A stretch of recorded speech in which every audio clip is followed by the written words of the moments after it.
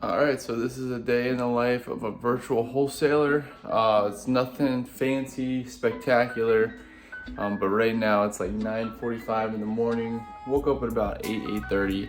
My daughter was not feeling good this morning, so she got up really early. For that reason, my wife is sleeping in and I'm watching the kids. So just me and the kids this morning, and once she wakes up, I'll begin my day. Yeah, you heard it right. I'm not starting my day at 4 in the morning, 4:30, 5:30. One of the things I wanted to do when I started my own business was to be able to sleep in, because I felt like with my jobs in the past and just like being in the military, I always had to, get up super early, and I was always like, man, one day I'm not gonna have to be able to do this, and I have the option to. So now I get up early when I want to, but most of the time I sleep in until 7:30, 8 o'clock sometimes. And like this morning, we slept in a little bit later because everybody was kind of up in the middle of the night, because I have two kids and one of them's still an infant. So yeah, so this is me in the morning, just fed the kids, and after she wakes up, I'm gonna head to the gym. I already planned out my day from last night, and for that reason, it does help me get my day started. That way I can still, get started at 11:12 and get the same amount of work done that, it takes a lot of people to get done from 9 to 5, if that makes sense. So if you can be really good at focusing and highly targeting your daily tasks, you can really get a lot of this stuff done in a short amount of time. Just think about it at your 9 to 5 if you're working a 9 to 5 right now. I used to think the same thing. What if I actually wrote down how much time I'm spending doing actual tasks? And chances are it's like 2 to 4 hours out of the 8-hour shift that you're working, unless you're working like a factory job where you're constantly moving, things like that. But, even then you can find better ways to do stuff to save time. So it's the same thing in your business. And I use that principle, the 4-hour work week. I read that by Tim Ferriss, I believe it's Tim Ferriss. And it really changed my life and my mind and how I think about doing stuff. So that's where I'm at right now. I'll try to get some footage of me at the gym, and then we'll go right into my daily routine. Jackson, what are you doing, buddy? You playing with your new toy? It was his first birthday party yesterday, so he got a bunch of those toys that you see behind me in the corner. Where are you going? Where are you going? Huh? What's you doing, boy? Scarlett. There's my daughter. She's not feeling good. She's hiding. Alright, so we're here at the gym, and it's like almost 12 o'clock. I made the mistake of coming on Labor Day when I thought it was going to be dead, and this place is packed. Everybody's off work. They close at 5, so everybody came at like this time. So I didn't get a lot of a good workout in, but got some legs in, and now I'm shooting some hoops. So here we go. So as you're about to see, my basketball game was not on that day. I was missing everything, but I did want to mention that it's very important to find something that helps you decompress and kind of separate yourself, to think about what your plan is for the day. Maybe if you're doing this in the evening, to decompress everything, so that way when you get into the house, you can focus on just relaxing. Because you want to separate, work from home if you can. It really does help, not only in concentration, but trying to just get a focus on what is priority in your business and in life. So I use this time in the morning to work out and shoot hoops at the gym. Even though I'm missing a bunch of shots here, but what helps me make some shots is if you like and subscribe to this video. It really helps me out. But anyways, so it just really helps clear my mind.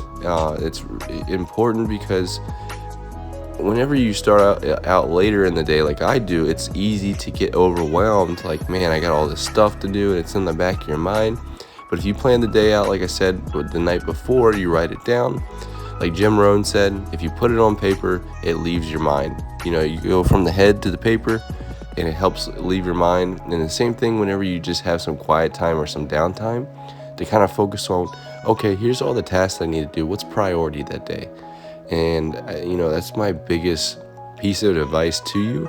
And I hope you take it with a grain of salt. So Thanks for watching me miss and shoot a bunch of bricks here, and let's move on to the next part. All right, so now we're in my basement, my office here, and so what I like to do is I got a journal where I keep my daily tasks. I usually try to plan the day out the day before or the night before. That way I know what I need to do and focus on the tasks that need to be done. It's very important because if you don't have a plan in place, then how do you know what you're going after, your main objective or your goal for that day? Most of the time, you're going to want to be spending all your time and energy on income producing activities. So things like cold calling, text blasting, whatever it is, you want to have those things set up for the main part of the day, especially if you're doing this solo like I am. So I'm choosing to do it solo until I hit a certain amount per month in revenue, or if I get too bogged down between managing disposition of deals and acquisitions. There's a saying that I have, it's hire out when it hurts and not when you're lazy.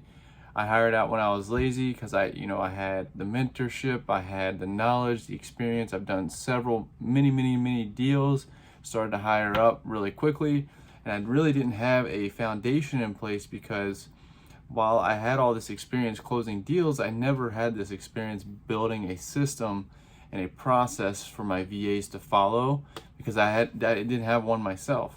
So I knew how to do everything after that point really well, but I never structured anything so that I could easily hire it out and easily scale it. So what I was doing is I wasn't managing my data properly. I would manage the VAs very well.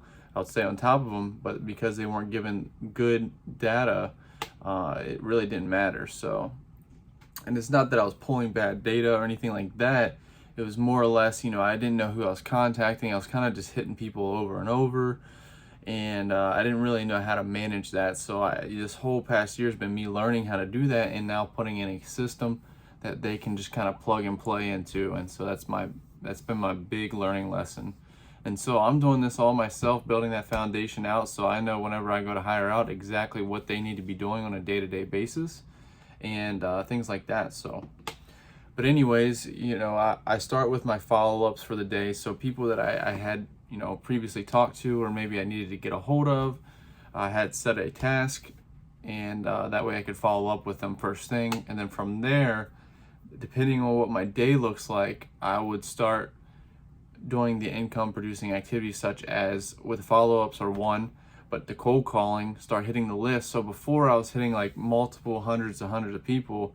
Now what I do is I try to hit like 10 to 20 people, but try to get in contact with every single one of those, or at least have a follow-up system or some kind of record of where that lead or that prospect has been. So that way I know who I need to contact, who's been contacted.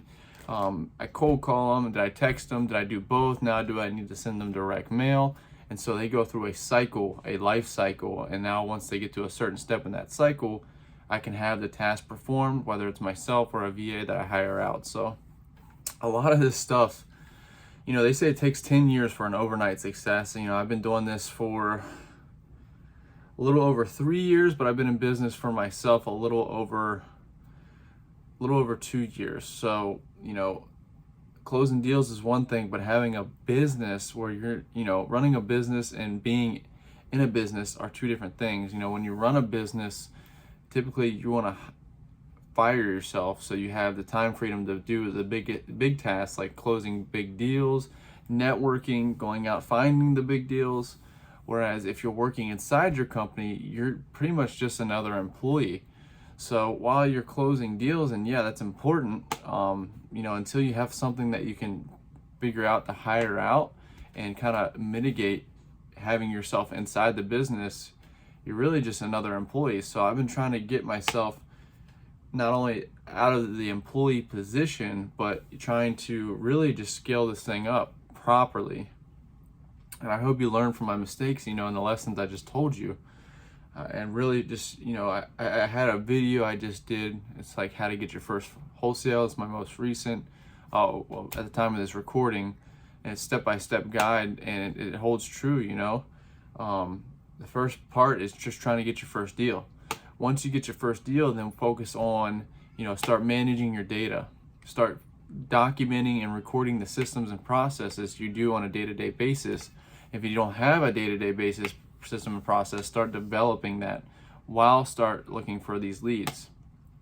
And it takes a lot of work. Like for me, organization has never been my strong suit. And for that reason, I've always been just an action taker. Like, maybe I wouldn't research something fully, but I would still go in and go, head first into it.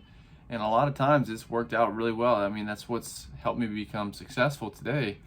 But one of the things I need to really work on, or either find a partner on, or, if I want to do this myself, like, which is what I want to do, is really get good at the stuff that I'm not good at. So play to your strengths, but definitely don't leave your weaknesses behind, and because it will catch up to you. So yeah, I do my follow-ups, and then I go into my cold calling for the day, trying to get those 10 people, 10 answers, and that way I can start going through the lists. But ideally what I like to do is I like to have the entire list, and then I'll send a text blast to that list first, because text blasting is so cheap and it's just super affordable. So why not hit everybody at once and get as many dispositions as you can, as far as not interested, are they a lead, do not calls, things like that. Filter through that quickly, and then the people who don't respond, and then I can go through that list and start, my marketing campaign, start really honing in on the people that have been contacted and haven't. So that's what we're doing right now. And if I read you off my list today, I'll show you it, as well as read it off if I can find it.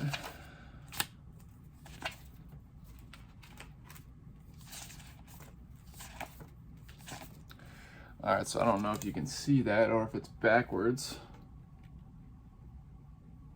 If it's backwards, I'll read it off to you. But yesterday, or last night rather, I wrote, for wholesaling, find a contact for the lead that the realtor referred me. He referred me somebody, I skip traced it, and without doing too much deep prospecting, I found a phone number, but it was disconnected. So now my goal today is to find somebody who owns the property, or a relative if they're deceased. So that way I can follow good on my promise to follow up with these leads that they're sending me. Find a flowchart and download so that I can create a process for my VAs to follow. So I'm in the position, I read Traction, or I'm in the process of reading Traction, and what it talks about is hiring out and how to scale your business, whatever business you're in, and giving your employees like simple instructions and simple step-by-step process for them to follow. So that way, if they ever have questions, they can refer to that and they don't have to ask you. Because if you're still answering questions, there's really no point in having them there, because they're still going to be taking up your time. And you can probably hear my son in the background. But so I've done, it's called a SOP, Standard Operating Procedures, where you write out like a Word document step by step. I'm not really good at that, so I found a flow chart that's like a little diagram, and I actually find that to be easier to read. And so I'm thinking about just doing that, and so I'm going to try to do that today. Follow-ups. And then that's all my wholesaling for today. So I actually don't have any cold calling going on besides my follow-ups, because I'm focusing on scaling. So I really want to start scaling soon, because I have the income now. After October 1st, I'll have the number that I had in mind that I wanted to start scaling. I wanted to have 6 figures in the bank. And so I'm hoping, we have a deal in closing is 32,000, but I think that'll be enough to push us over. So next on my list is YouTube. So if you haven't noticed, my YouTube's at like 1,000 subscribers now. Before, like a month or two ago, I was at 700. So really tremendous growth there, and I really want to keep that going. So I appreciate each and every one of you. If you haven't already, please subscribe, like, share this with your friends who might benefit from it. I'm trying to drop as much value for you guys as possible, and definitely helping the algorithm helps us do that. So working on my shorts, YouTube shorts, finding simple information that's not broadcast across my other social medias. I want to make it kind of like, you go to my YouTube, you find unique information instead of going to all my other platforms and seeing the same stuff. So TikTok, I'm working on TikTok videos as well. Banks are closed today because it's Labor Day, so I can't do that today. But personal, so I wanted to work out, pray, read, and play with the kids. So I've already played with the kids this morning. I've worked out. I'm gonna go ahead and pray after I do this video. But I really like to remind myself where I've been, where I'm going, because if you judge yourself on a day-to-day basis, it's really easy to beat yourself up and get discouraged. Especially me, I'm super competitive. So like if I have a bad day, it's like it's almost like I've never done anything good in that aspect right in that moment. So I have to remind myself to think about where I've come from 3 years ago. Like I would have never even imagined I'd be where I'm at today with the people I have in my network and just like the things that I've experienced, and I'm not even like scratching the surface. So I pray on that. I'm thankful when I start doing my affirmations where I'm thankful for the stuff that I want to happen, but I do it in the present tense, and I have a whole video of that on using the law of attraction. But simply put, you just say, hey, listen, or you say, you write down, I'm thankful for the $1 million in my bank account. I'm thankful for the 20, 30, 40, 50 grand a month that I'm making right now, and things like that. So it's like your affirmation, and it's amazing how that stuff works for you. And if you see my TikTok video, I actually did a video like that in February where I wanted to hit 6 figures, and I did that, and I did a follow-up video by using the same principle. So it was really cool to see in February, that was my goal, and then I hit it. So really cool stuff. But yeah, and then I read usually at nighttime when I'm settling down and things like that. So I'll try to get some action, video of me doing my follow-ups or whatnot so you can see it. But yeah, I say tailor the business to the lifestyle that you want. I like to sleep in. I like to spend time with my kids. And I really like to have the open availability. So if I can squeeze everything I need to do in a 3 to 4 hour period, that's much better than working 8 hours, kind of twiddling my thumbs and just beating around the bush on stuff that's not actually producing income. So I have my plan in place. I execute on that plan. Once I'm done that plan, then I can do extra stuff. So everything after that point is extra. And if you consistently day in and day out do that, it's going to add up. And that's where people are like, oh, you're only working 4 hours a day. But it's consistent action. People who go in and try to think they're going to do 8 hours a day and they only fall short doing 3, they get discouraged, they beat themselves up. Next thing you know, they're only working 1 to 2 days a week, and it just really is not going to produce the same amount of results if you do it day in and day out. So yeah, so let's go ahead and see if we can get some live footage of me doing a follow-up. Okay, yeah, I'm doing well. Thank you for asking. How are you doing? Good. Yeah, the reason I was reaching out is my partner and I, we buy properties in the area, and just wanted to see if you were interested in selling that property or any others.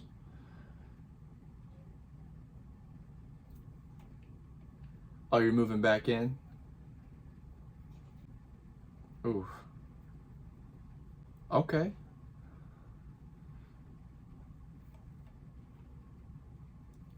I com Got it. Okay. I completely understand. Correct.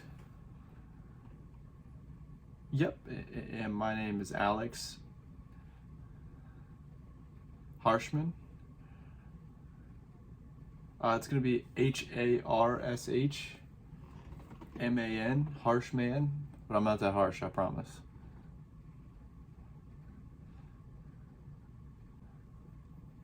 Yeah, it's a rough time. Okay.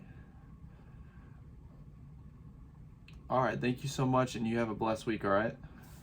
All right, so what that was is somebody I've been trying to get a hold of for some time now, and they were interested through a text message on our text blasting campaign, and they responded and they just never answered. So I finally followed up with them a third time, and she answered, let me know that she was moving back into the property because the hurricane, that property got kind of destroyed, so she doesn't have anywhere to live now. But she said to follow up with her, and she would follow up with us if anything changed. So yeah, so now we just add her to the follow-up. We record, or we document everything that just happened, and now we have one more step for that prospect, or that lead rather, so we know where they're at in the life cycle of the lead. Hello, this is Alex. I hope you can help me. I was trying to reach the owner of several. We'd actually sent a text message to you, and wanted to follow up and see if you're still interested in selling that property. Yeah.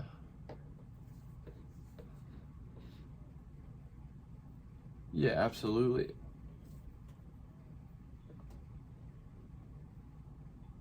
Oh, they own part of it? Okay. So just to be clear, you said you are or not, you are not interested.